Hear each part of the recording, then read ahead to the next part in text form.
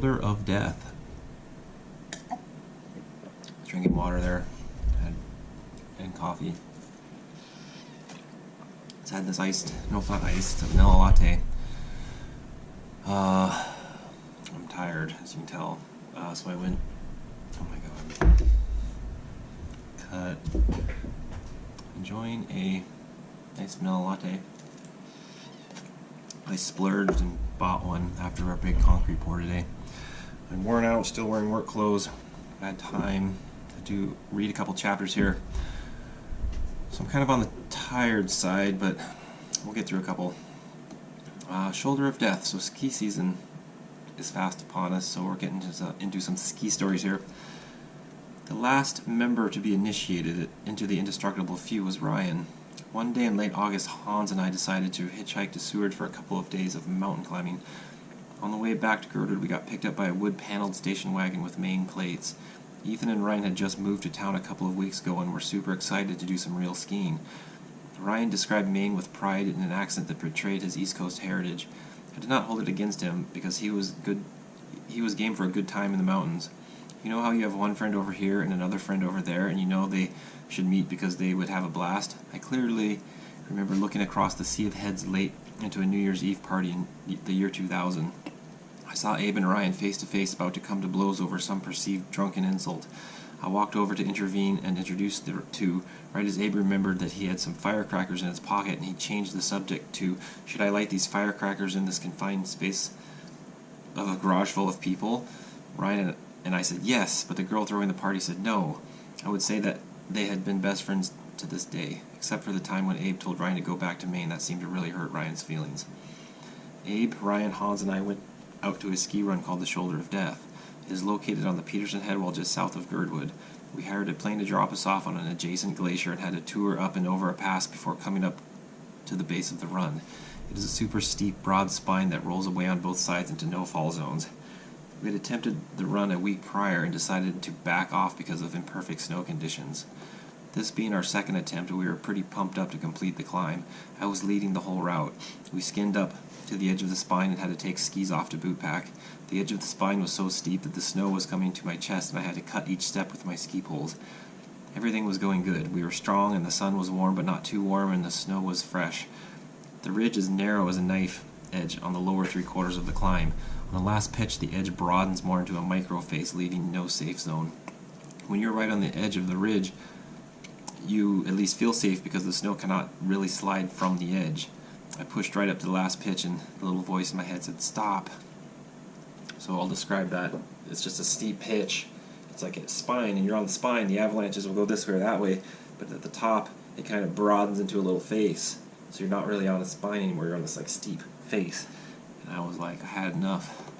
Within 30 seconds, I had my skis on and had dropped in, leaving Abe and Ryan with the honors of breaking trail and skiing the run. Hans, in the meanwhile, had blown his knee out the week before, but had insisted on getting out with us. So as he limped into our base camp, I was sitting there kind of feeling silly about chickening out while I ate a sandwich. All of a sudden, I hear a roar and look up to see a dust cloud rolling off the top of the shoulder, obliterating my tracks in the process. I sat there for a moment, stunned at the certainty of my friend's apparent deaths, as I could see a matching dust cloud rolling off the other side of the ridge into the next drainage. Whoa. Then I realized I could see both Abe and Ryan still on the ridge, as they were both frantically trying to put their gear on. They were each trying to rescue the other because they did not realize that neither of them had been taken because there was a roll in the ridge right between them, obscuring sight. I was forced to yell that they were all right because someone was on the wrong radio channel. I don't remember who. After a few moments of dread, they figured the scene out and were stoked. So basically, I bailed on the run. Ryan was breaking trail up onto the steep face. Abe was basically at the top edge apex of the ridge. The face broke out, and I'll get back reading, but that's basically what happened. On the way up, we were on a knife-edge ridge that was relatively safe because you're not on an actual slope that can slide. I bailed at that point where the ridge became less knife-like and became more wall-like. I have become comfortably numb, was what I was singing to myself. Ryan continued breaking trail and made it to the very top edge of the steep roll I did not like. Right there, the whole thing fractured 1.5 foot thick as Ryan punched his hands through to the bed surface to arrest itself. Abe, on the other hand, was about 100 feet behind it. He did not even see the slide coming. until the last second when the slide literally parted at his feet because he was still on the sharper ridge and rocketed down both fall lines. If I had been up there, one of us would have been somewhere in between these safe zones. I guess when you ski a run called Shoulder of Death, safe is relative. But yeah, Abe was basically standing right on the sharp point, and the thing came and split at his feet. It was exciting. After each trip, we would feel even more indestructible. Nothing could deviate us from our goal of the day. If the details began to get fuzzy, we all knew that a little improv could go a long way. Ryan and I decided to pull off a little traveling. He was back home visiting family in Maine, so we coordinated over the phone. He was planning on flying to Seattle to visit a cousin, and I was in Anchorage. I flew to Salt Lake City. My plane was to arrive at 8:15 in the morning. Ryan started driving from Seattle to meet me in a rental car. From Salt Lake, the plan was to go to Tahoe, California to compete in an extreme ski event. I located my bags and groggily lay on the floor of the terminal to get some sleep. 5 minutes later, Ryan kicked me awake. He had driven for 10 hours overnight and was fairly dazed and confused. I was amazed at the timing as we raced across the salt flats at 100 mile an hour in our Crown Victoria. Our plan was to get to Reno, return the rental car, and rent a U-Haul to live in the ski area parking lot. At least we were smart enough to keep the car while we tried to secure our RV. The U-Haul rental guy seemed skeptical as we tried to fudge through made-up mile plans for our fake move to Sacramento or someplace. They wanted half the mileage money up front, and since we were planning on driving only a little ways, our plan was foiled. We kept the car and drove to Truckee. Ryan was useless at this point, having overdosed on Red Bull the night before and having flu-like symptoms. It was getting dark, and I kept calling the phone number of a girl I had just met back in Anchorage. She was on the university ski team, and the team happened to be staying in a hotel in Donner Pass. I finally got a hold of her, and lucky for us, she let us stay with the team in their hotel for the week. We skied some spring pow, hit the Donner Pass Road Gap, and had a good time in general. The following January, we decided to pull off another trip, but make it even more serendipitous. Ryan was in Maine and Abe was in Bellingham. The plan was for Ryan to fly and meet Abe, where they would get a rental car and drive to Vancouver to pick me up at the airport. We would then all go to Whistler. We had no lodging planned in Whistler. I was practicing living off the universe, and I knew that everything would work out. The day before my flight, I was in the ski shop talking to someone about my trip when a guy who was trying on boots in the other room overheard me. He said that he had a place to stay in Whistler that was just sitting there not being used because he was on parole or something and could not leave the country. I got the condo info from my new friend and went home to pack for my flight that was leaving in 12 hours. I arrived in the baggage claim in Vancouver looking for a repeat of the impeccable timing in Salt Lake City. 2 hours later, no Abe and Ryan. The last charter bus to Whistler left at 8 p.m. and I had to get to Whistler one way or another. I arrived in Whistler and had some trouble finding the condo. I finally found it and walked in the door at 10:45 p.m. just as the phone was ringing. I picked it up and could hear Abe's almost panicked voice asking, "Where are you?" He had been wandering through the village for several hours, hauling around his huge ski bag. After some landmark descriptions, Abe finally found the place and we were relieved. As it turns out, the condo was more of a townhouse and it came with 10 free lift passes. Oh yeah, where is Ryan? Abe had to ride the bus from Seattle because Ryan never showed up. We found out a couple days later what happened. While in Maine, Ryan was doing some skiing with an old friend on the day before he was to fly and meet us. They skied at Mount Katahdin all day. At the end of the day, they decided to ski off the backside of the mountain to a road that would wrap them back around to the car. Sounds like a classic setup for disaster. According to Ryan, it was one of the best powder runs he'd ever skied as they cruised through steep gladed trees all the way to the valley floor and no road. Ryan was optimistic. He relayed the story to me with pride. They both had fallen through a creek and were wet up to the waist as they kept slogging through knee-deep snow. His friend was falling apart. Utter desperation had taken over. No amount of positive cajoling from Ryan could keep his friend in line emotionally and soon physically. They had to stop for the night and could not make a fire. They stayed crouched under a log all night as Ryan did sit-ups and push-ups to stay warm if not alive. His friend became colder and colder and was hypothermic and frostbitten by morning. They kind of figured out where they were at the light of the day and kept moving. Around 10 a.m. they intercepted the fire road. Ryan was unfazed by the night out under the stars as his friend limped to the road. Ryan hiked up the road to make some more turns back to the car. So yeah, that's why Ryan didn't pick us up, because he'd gone skiing and got lost in the woods overnight. And yeah, that's just Ryan, as they found the fire road back to civilization, and he decided to hike up the thing and get some more powder turns. And it turns out the friend of his feet were frostbitten after that think I wrote this later, I don't remember, but his feet were frozen, and he had so much pain and then he got addicted to morphine, and that essentially ruined his life, apparently. So that's a bummer. It's just funny how two people do the exact same scenario, and one came out smelling like roses, and the other one's like, her life was ruined. Valdez to Whittier. That's Valdez, Alaska to Whittier, Alaska. Not Whittier, California. If we were not in the mountains, then we were on the water. It was even better if we could somehow combine the ocean and mountains into the experience. That was the objective behind our sea kayak trip from Valdez to Whittier across the Prince William Sound. The plan was to kayak day to day and find suitable camping with promising ski runs in the Alpine that falls away all the way to the sea level. The daylight hours were getting longer, so the only limiting factor would be our energy levels, or so we thought. We were in a group of 9 people, with Ryan and myself included. I was the rookie in the world of sea kayaking, though I had a fair amount of experience on the ocean and motorboats. No one really told me how tippy kayaks could be. When I first squeezed into my yellow rental boat in the Valdez harbor, I could only think, holy shit, this thing is tippy. I found that I had to relax when my body wanted to tense up. Either way, I had to figure it out quick. We loaded up our flotilla, with Ryan and I being the only ones who brought ski gear. It all took a bit of spare room, but we knew it would be worth it. My boots, bindings, and poles all fit inside the storage compartment, but the skis had to be strapped on the outside deck of the kayak in front of the cockpit. We were ready to go. The first day was clear and warm, calm and warm. We made our way out of the harbor with the goal of Sawmill Bay for our first night's camp, about 5 miles out of the Narrows. It was a beautiful day. We paddled to work on our tans and break in new muscles. I got some paddle techniques from the veterans of the group, and life was good. Sawmill Bay was sheltered and surrounded by huge alpine peaks falling to sea level. We were tired, though. These new activities had worn us out, and we opted to rest in camp. The next day dawned blustery and cold. A steady breeze had picked up, and the sky was gray. My arms were sore, and my neck and my back muscles were tight. It suddenly occurred to me that this could be a serious business. We pulled out of the smooth waters of the sheltered bay into the exposed water of the Narrows. There was a substantial distance for the wind to pick up the water up into waves, and waves there were. Wave size is all relative to the size of the boat you were in. These waves were only 2 to 3 feet, but in the tiny kayak I felt like a rubber duck on the high seas. The mountains fall vertically into the cold water that can be thousands of feet deep, just meters from shore. I like that, switching from feet to meters. Should have used fathoms. I had to fight panicky feelings as I struggled to brace and stroke through each wave. I constantly scanned the craggy cliffs for potential safe spots in case of capsize. The waves were getting bigger, but luckily were moving with the wind and the water southward to the open sound. The skis! My ski setup was almost the end of me. In the following seas, the hull will plunge through the water and the skis will come up on your spray deck.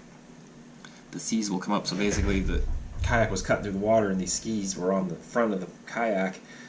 The boat would go underwater and come back up, but then the one time the ski went under and it shifted, so when the boat came up, the ski was stopping it, and it like did this maneuver, like seriously, like, oh, and it was literally like 1,000-foot cliffs, and we were like 50 feet from the bottom of these cliffs, but it's just this deep water with chop. It was scary. That is bad enough by itself, but the skis lashed the bow. I had some trouble. As the bow went under the water, both skis would shift outward and act like downriggers, slowing the boat's buoyant return to the surface. It was worse only when one ski would shift, because the boat would rise and tip towards the submerged ski. I basically cursed and held my breath for 3 or 4 hours as we struggled on, hoping for a safe haven sooner or later. We eventually pulled around the corner into the sheltered waters of Emerald Bay. We made camp, and I passed out from a day of tense exhaustion. The next day we were all sore. I was especially concerned about future crossings of open water with this deadly setup I was now stuck with.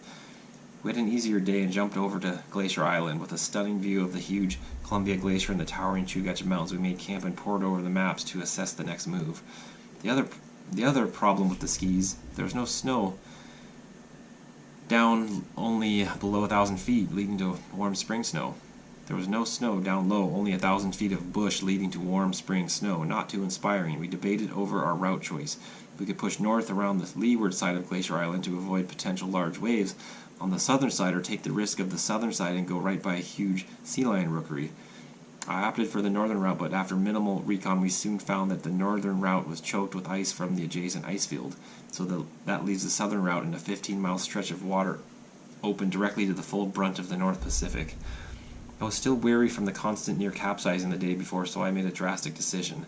I would sacrifice my skis for the well-being and safe passage of the group. I found a rocky outcropping in view of the beautiful mountains in which the skis had so faithfully served me. I duct-taped a rock to the skis and said a brief mariner's prayer in juxtaposition with my mountain offering as I cast them into the deep, like a good sailor who died at sea. I felt no remorse, and I knew I had done the right thing. The next day dawned eerily calm. A thin veil of clouds softened the sun, though my paddle would still cast a shadow on the glass surface of the sea. The atmosphere took on a warm yellow hue as if the gold particles had been dispersed on high, filtering some things from our perception. We paddled around the south tip of the island into an environment of unparalleled tranquility. Being in a place that can swing from completely inhospitable to this peace was truly amazing. We paddled on with a rookery coming up on our right. I was slightly concerned to be paddling near giant sea mammals the size of a grizzly bear. A few brave paddlers stayed in close to shore while I stayed a bit further out. Then all at once, like the guardian sea lion had made a call, the entire rookery poured off the rocky ledge and came out to investigate the intruders. There was silence for a few moments as the army of sea lions advanced under the sea. I swear that I could see a wave of displacement roll across the glassy surface. All of a sudden, a huge snarling head of teeth, whiskers, and rolling eyes burst from the water not 2 feet away. We had to stay calm. Even though these animals could capsize and devour us in an instant, they had no ill intentions. I silently requested safe passage from these gatekeepers, and we paddled on. We paddled for another 6 days under platinum skies on top of a graphite oily surface. The paddle strokes became like footsteps as we cruised the endless shoreline in and around tiny islets. For the most part, we were in sheltered water as if there was any wind or waves to be concerned about. We continued west to Esther Passage. We rode the tide and doubled our speed to the next camp. At the intersection with College Fjord, our last large crossing, we sat with the fire down in the low tide zone and waited for the incoming tide to rise and snuff the flames. The morning came, and somehow the sea was even calmer than it had been before, as if our minds were further placating our surroundings. The huge fjord is surrounded by 10 to 13,000 foot peaks, and there are many tumbling glaciers falling into the ocean. We were inside a bell jar, a vacuum where no inconsistencies could be found. The 6-mile crossing was complete by noon as we rolled into Harrison Bay Lagoon to stay in the Forest Service cabin. I think the actual highlight of the trip was when Ryan and I walked to the water's edge in an exceptional low tide. Ryan stayed on the sand as I waded in the knee-deep water from rock to rock. As I was taking my time navigating through the mini archipelago, the tide continued to fall as new steps kept emerging through the plate glass surface. In between the rocks, it was getting to thigh deep, and I had to roll my pants high not to get them wet. At the very end of the journey, I was some 200 meters from shore, standing on a rock a half-inch under the water, surrounded by an immaculate calm ocean and mountain scenery. Every hue of gray was perceived in my view, except for the yellow dot that was Ryan's yellow rain jacket back on shore. I kept looking forward to see if another rock would emerge, but 3 feet out I could see the underwater shelf fall away into the abysmal depths, carved out by the receding glaciers. Now 10 miles to the north, I had a sudden vision, some huge lurking sea monster being roused from deep slumber as I noticed the tide turn to flow. In a mini rush of fear, I clambered back towards the land, not sure that some tentacle would reach up over the edge and suck me into the depths of my imagination. Yeah, that was pretty cool. It was like the tide was going out and these rocks kept popping out. It was just glassy silver gray. And then rock, and you could see between the rocks just the kelp, and it was like knee-deep, thigh-deep, and I got to that very last rock, and I was literally standing ankle-deep on it, and you could just see off the rock in the water, just deep, and I was like, oh my god, it was pretty scary, and then I skedaddled out of there. That was a long time ago. A winter season. For skiers in Alaska, the winter season begins long before the snow flies. It may take several months to forget the pleasant memories of the previous season. Sometime in late July or August, you start watching the mountains looking for signs of termination dust. The term refers to the earliest dusting of new snow in the mountains above town, and that indicates the end of summer. Usually sometime in mid to late September, there will be enough snow on the old summer snow to allow you to hike and make some extremely early season turns. The Jewel Mountain at the back of Girdwood Valley is an early season favorite. We would climb up into the most horrendous storm conditions. There's a small window where where there are 2 feet of new snow from 3,500 feet up and only a dusting down low. The route up to Jewel through Crow Pass is a notorious avalanche area later in the season, so the early season is the only time you can ski up there. Basically, you go up this valley, and it's this old mining trail, goes up the valley, and it's a steep, huge slope. And as you go up the valley, and then there can't be snow on the slope, or it's dangerous, basically. You get up and you corkscrew up into this high little bowl, alpine area, but you can only do it early season. And then, yeah, later, when snow gets on here, it's just deadly. And actually, like, I wrote this 20 years ago, and it was like 2 years ago, someone got in an avalanche there, so it's no-go zone. When we got bored of Jewel, sometime in mid to late October, we would make the drive north to Hatcher Pass. The idea is to climb longer and harder day after day as the snow gets better and better, while days get noticeably shorter and shorter. I did most of my skiing with Fred in the early season, as he was not a fan of the resort. We would check off the regulars as if they were on a hit list. Hatcher Peak, Marmot Peak, Nip in the Air, Lane Glacier. After a couple of weeks, the snowpack will catch up again back south and Turnagain Pass, so we would start ticking off mountains on the list: Tin Can, Sunburst, Pastoral, Grandaddy. Alyeska Resort usually opens around November 24. And this is, so now, yes, this was a long time ago. Now Alyeska opens around December 24, December 20th this year, I think. So we've lost a month off the front, not due to global warming, but due to budget cuts.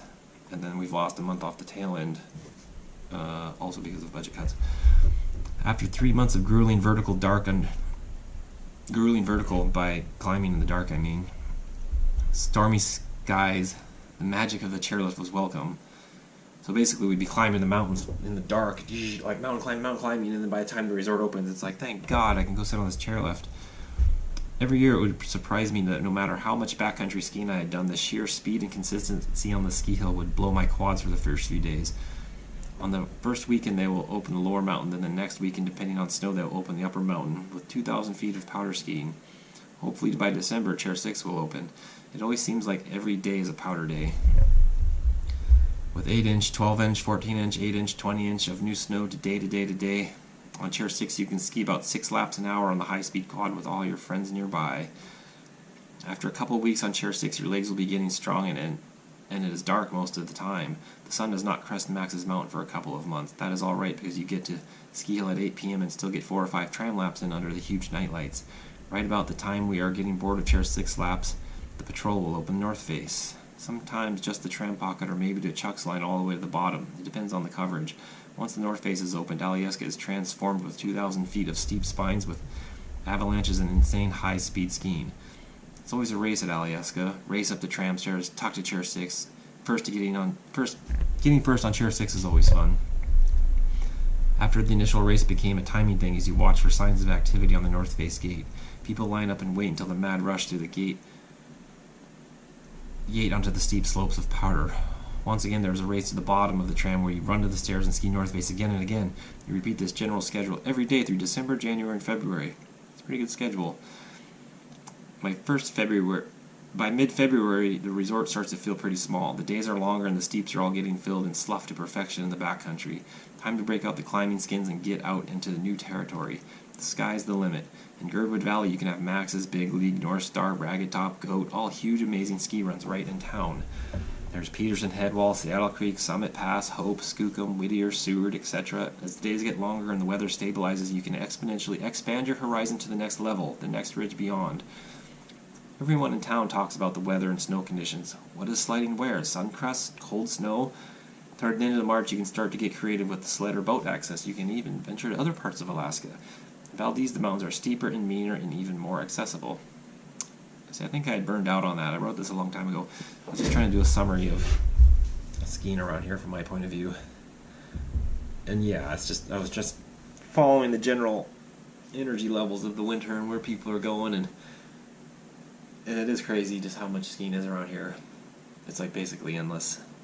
And it's funny reading the skiing stuff, as had a funny relationship with skiing, and I feel like I'm coming back to it, kind of not vicariously through the kids, but being inspired by my own kids to get into skiing again and like it for the wholehearted wholesomeness of it and the actual genuine happiness that can come out of it, versus being mired in politics or anything really, I guess. So yeah, those are 3 interesting stories.